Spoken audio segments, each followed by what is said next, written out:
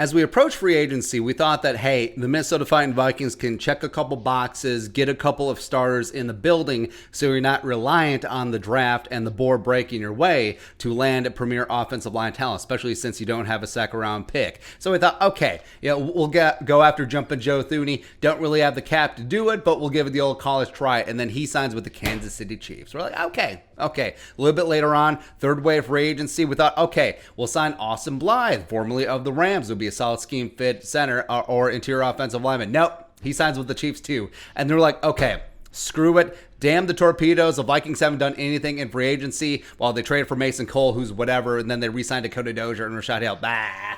So let's go all in. Let's trade for Orlando Brown Jr. The trade market had really amped up leading up to the draft. And then he was traded to the Kansas City Chiefs. They did it again.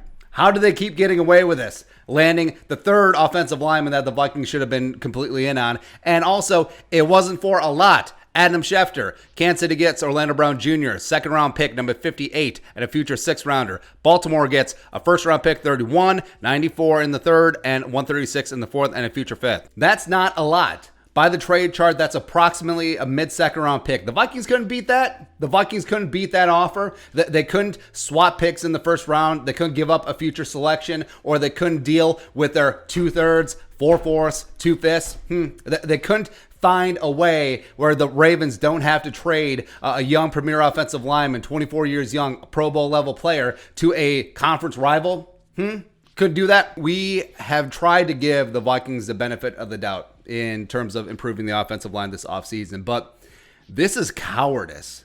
This is absolutely cowardice. And I know, hey, well, players want to have to sign here too. Players will sign wherever loyalty is paid the most, right? And if you trade for them, guess what? They have your rights. So that's not a big deal. So this is just frustrating, man. All right, so losing out on Kevin Zeitler to the Ravens, then losing out on Thuney, didn't really have a shot, but whatever. Then Austin Blythe, then Ethan Posich, and now not getting the deal done, where Orlando Brown Jr. was traded to the Chiefs for nothing. For nothing, right? But maybe the Vikings didn't want to pay Orlando Brown Jr. because they got to pay Brian O'Neill, and you got a quarterback on a big contract. Oh, really?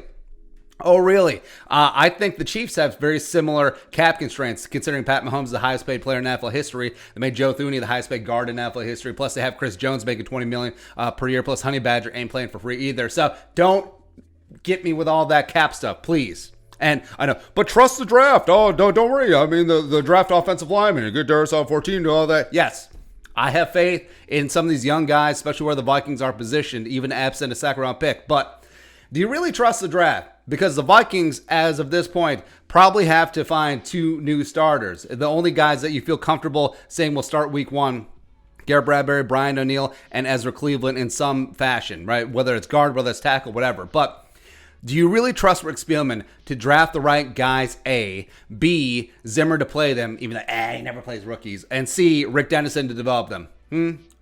All of those things have to happen for the Vikings to have a competent offensive line. That means that the offense is going to be top 5, and we know the defense is going to be good. But if that offensive line is the Achilles heel yet again for this team, fire everyone. This is an absolutely catastrophic failure of an organization. Fire everyone if this is the whole plan. And I swear to everything that is holy, if Rashad Hill or Dakota Dozier start for this team, no. That is all.